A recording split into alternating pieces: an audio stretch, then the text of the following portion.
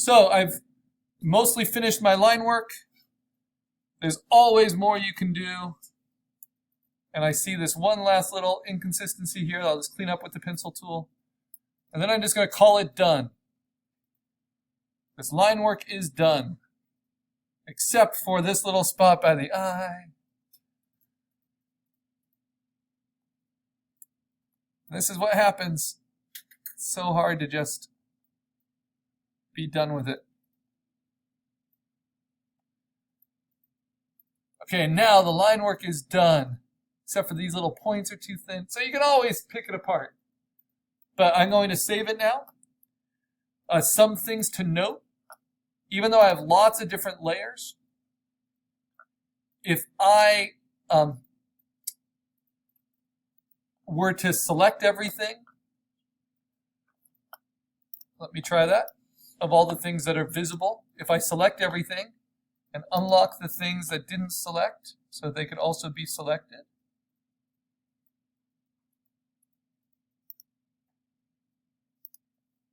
and select everything, probably good to save it before I do this.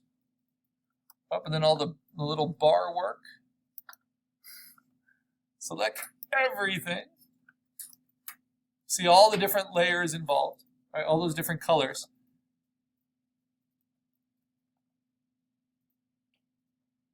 And if I use this is just to show you why I'm saving it. And if I use the large selection tool, the black triangle, and move it over, I shouldn't have any white in the design anywhere.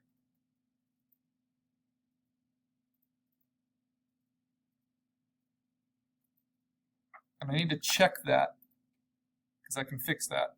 But maybe that's an artifact of how I moved it. So I don't want any white in the design. Yep, it was an artifact. So I've got all this, and it doesn't matter if they're locked or unlocked. As long as I've only got what I want visible, I am now going to save it not just as an AI file, but as an EPS file. So save as an EPS to the desktop. This is what I will bring into Photoshop as my smart vector layer that I will then color behind. This is like my stained glass window. And I don't have the crown in there. Do I really miss the crown? Yeah, a little bit. But that could always be added in as another vector line work element later. So I'm going to go with what I have. And maybe I can make up for that with coloring. But it does the job I set out for. It has an interesting shape. It uses symmetry in an interesting way. And it suggests, obviously Nico the bird, but also the eyes and nose of a tiger's head. So because it's saved as an EPS, I can now close it in Illustrator, save it as an Illustrator file, but here's my EPS. If I just double click, it will be in preview, but as an EPS, it will be perfectly clean no matter how much I zoom in. So this is not scalable. And I see a little bump there that could be fixed. Always little. But remember, it's not a logo. It doesn't have to be perfectly clean everywhere to work as a good spot illustration. So now I'm going to go to Photoshop. And now because that line work can be at any resolution I want, I'm going to color it at a pretty high resolution. Keep it pretty clean. So once Photoshop opens, I'm going to say File, New. And this will eventually be a poster. So I want this spot illustration to be pretty big. So I'm going to make it 11 by 14 inches by 340. The assignment sheet says at least 8 by 10. And yes, always at least 8 by 10. Always at least 300 pixels per inch. But there's no reason I can't make it bigger here. So I say File, New. Make sure you're measuring in inches. And I want it to be 14 inches wide by 11 inches tall because my design is more horizontal than vertical, by 350 pixels per inch, RGB color, background white, 8-bit. And what will I call this? Use my name, Carl, assignment 7, spot illustration, digital color. It's a long title, but that's everything I need. So how is digital color different than digital painting? Well, because it has the outline. So I'm now going to bring in the vector outline. I just drag and drop from the desktop. This is the only way to bring it in as a smart object that doesn't rasterize it. And then, just like when we placed your logos for assignment 6, I'm going to size it to be nicely sized within this. So if I was going to print this and mat it, this would be an 11 by 14 opening in the mat, and that's a standard size you can buy. And I'd want a little bit of white space around it, and then I hit return. Or I hit place, and it places it. But notice it is a smart layer, so it will not allow me to edit it.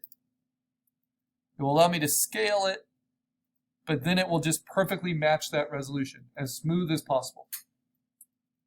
So this is at 350. I could make it at 450. I can make it at 650.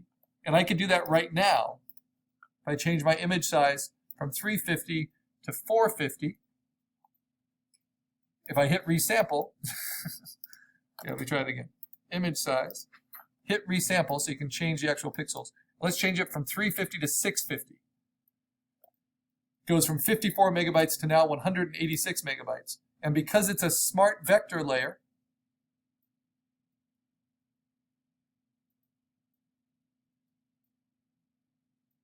let's hope.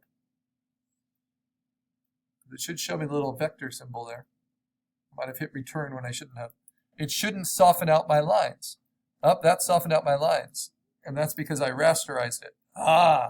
So don't rasterize it. It can happen very easily because you're talking. You don't realize what you do. So you want that little vector symbol in there. And that way you can go change your resolution after the fact. And it will scale up perfectly to match that resolution. So 650 is really high. It's probably too high. It's going to slow me down a little bit just with processing. But now you see how clean that is at a much higher resolution. So that's the advantage of having it as a vector layer.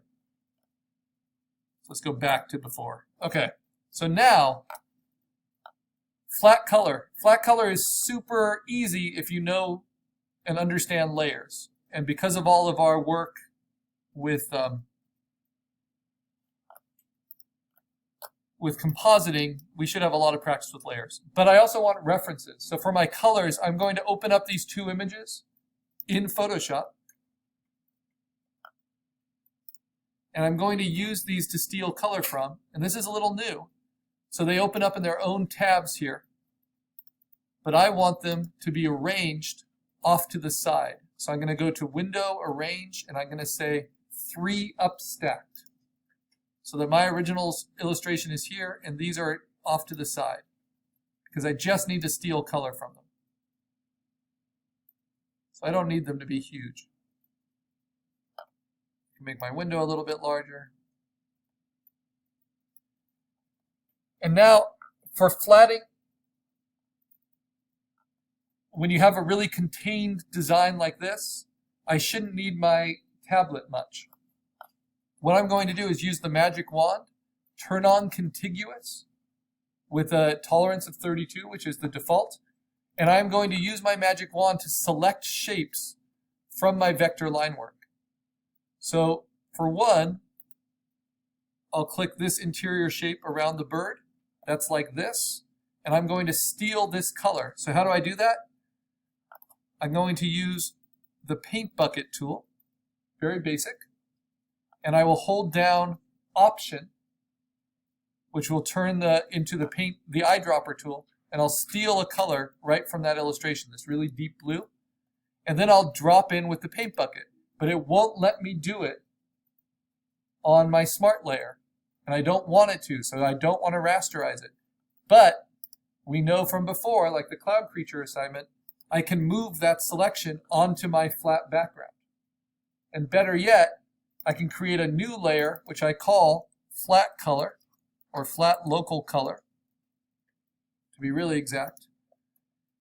And I can move my selection to that layer, and then drop in the color. And then deselect with Command D, and now it has filled that in. Next, I go back to my vector layer. You can even lock it and it's probably a good idea to lock it so it doesn't keep asking if you want to rasterize it. But still use the magic wand and select out different parts. So let's say the beak, and I can hold down shift and do multiple. So the top and bottom of the beak and the inside of the eye. And let's see, this top portion of the eyes. And the belly. And what else? Maybe the feet. Okay, I all want those to be this kind of golden yellow ochre color. So what do? I go to my flat color layer. I go to the paint bucket. I hold down Option. I select that color and I drop it in. And it will paint it everywhere. Now for the reds, I'm very excited about the reds.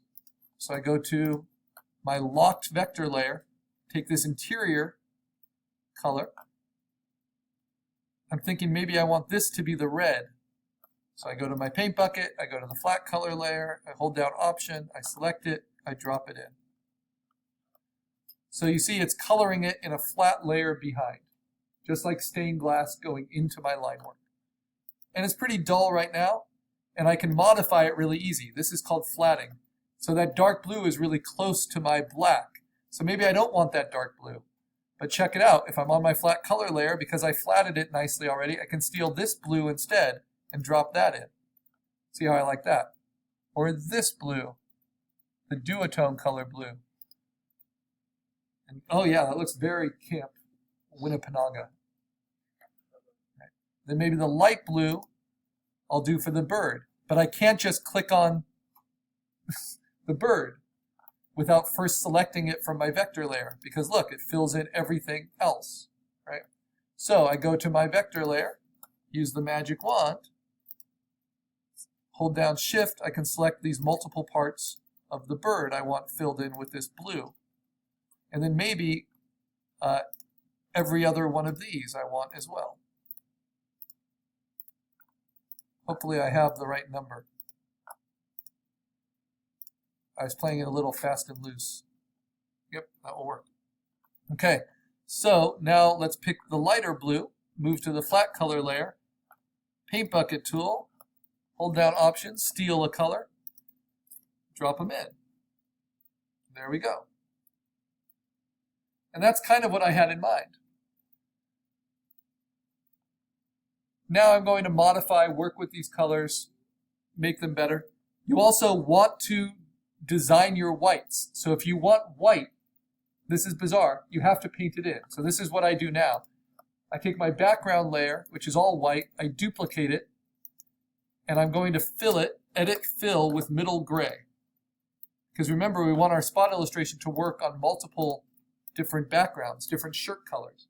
And so if you don't fill with white, you won't have white. So now I'm going to select all the parts in my design where I want white. And I know I want it in the eyes. Hold down Shift. You can always change it later. They're flatted. You do have to be careful how you select. And yeah, I'm not sure about the outer ridge. I probably don't want white for that. It's kind of cool with white. Let's give me the option. So I'll fill all of these. I'm holding down Shift so it adds to the selection. Because it's a vector outline, the selection will be perfect. There will be no artifacts, no gray line pixels. It's the other advantage of having a vector outline. And now I'll fill these in with white. And I don't need to steal that. I could just pick it from the color selector. So you don't only have to use the Option tool and steal colors. You can pull them from the color selector. I like having web colors because it simplifies your choices, but you don't need to have web colors. You can choose very complex colors too. And then you just drop it in. But you have to do it on the flat color layer. And it won't let you. Very smart to lock your vector layer.